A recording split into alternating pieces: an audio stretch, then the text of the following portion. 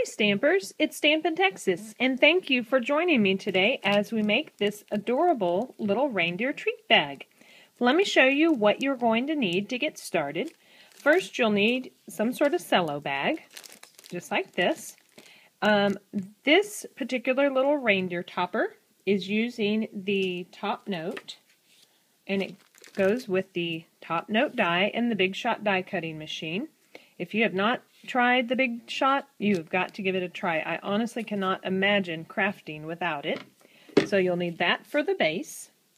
For the antlers, I used the large snowflake from this die. Let me give you the correct name. It is the Snow Flurry Bigs die, and it's from the holiday catalog. So this is a great die that we're going to turn a snowflake into his antlers. So let's get going with those parts so far, and then I'll tell you about the circles and the nose. The first thing you're going to want to do with your snowflake die is you're basically going to cut it into pieces like this. So see how I just did a snip in and a snip in, because you're going to want two little parts for one antler, and then the other two for the other side. So you'll need those. I'm going to set those aside a moment. Because with the top note, I want to score it in half. Now you can just fold it in half and use your bone folder to really press it well. I like to score it.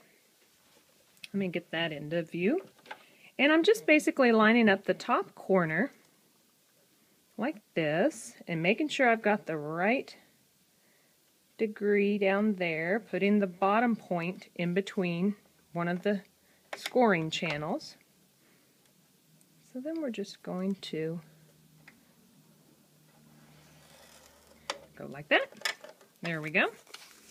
That just does a nice even score mark.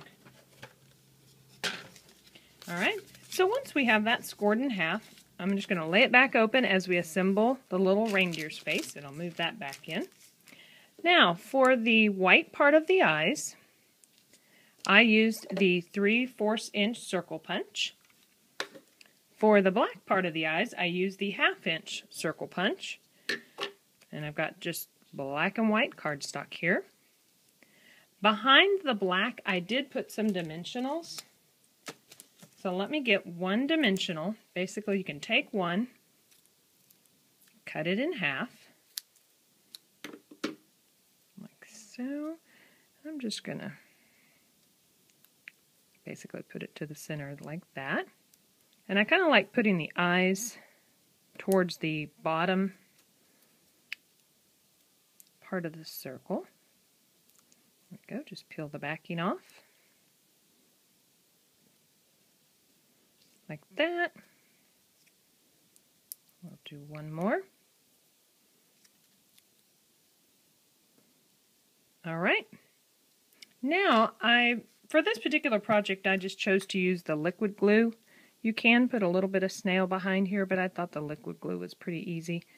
And it also helped when you're putting on the antlers. Liquid glue seemed to be the easiest. It gives you a minute when you stick it down there for movement to get it in the place you'd like. And then I'm going to show you the little red nose.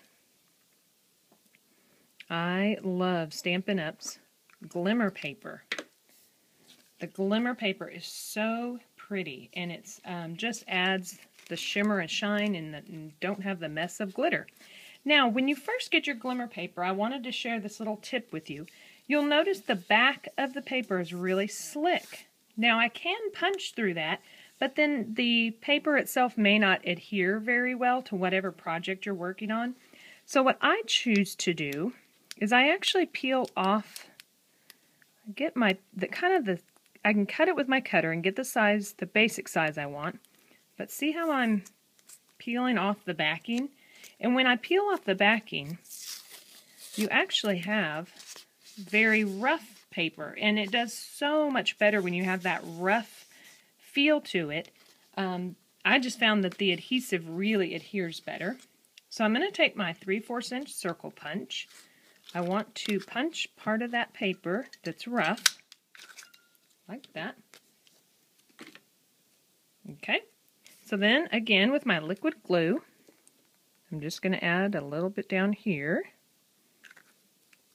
and stick that red dot kind of half on, half off, just like that. So there's the basic shape. Now what I'm going to do is I'm going to get my antlers back into view. And I actually liked to leave those sitting like that. I'm going to put a little liquid glue and I'm going to take the project and stick it down to it. So we'll just add that little bit of glue there. Don't want to do too much because it'll goosh out everywhere on you. That should be good. Gooshing out, is that a technical term, I guess, huh? Alright, so I'm just going to lay them down. And again, you can kind of move them just for a few minutes. Well, not even a few seconds, I should say, as you're lining that up where you want it. And there you go. There's what the back would look like. So there's our little reindeer topper. Now, let me show you how you're going to adhere this. Now, of course, you're going to fill this with whatever little candy or goodie or treat you would like. I took my bag, once it's filled, and I held it just like this, and I stapled it. Then I went around to the other side and stapled it again. Of course, I'm not doing this only because I want to fill it. Then the last thing, this is stapled inside. Then the last thing you're going to do is take your red tape. Now I can go ahead and put the red tape on here because it has this red lining on it. And I'm not going to peel that off. And basically just put 2 long strips anywhere along the inside here. Like that. Peel this red layer off. And then you just stick it closed like that. And then I'll even show you on the back, there are a couple staple marks. Now, I know some friends of mine, they wouldn't like the way this looks, so you could actually take another top note and go right over the back with either crumb cake or a different color, and it'll cover it up. But there you've got a cute treat bag, great for gift giving. Thanks so much for watching, and for more project ideas, visit stampintx.com. Happy stamping!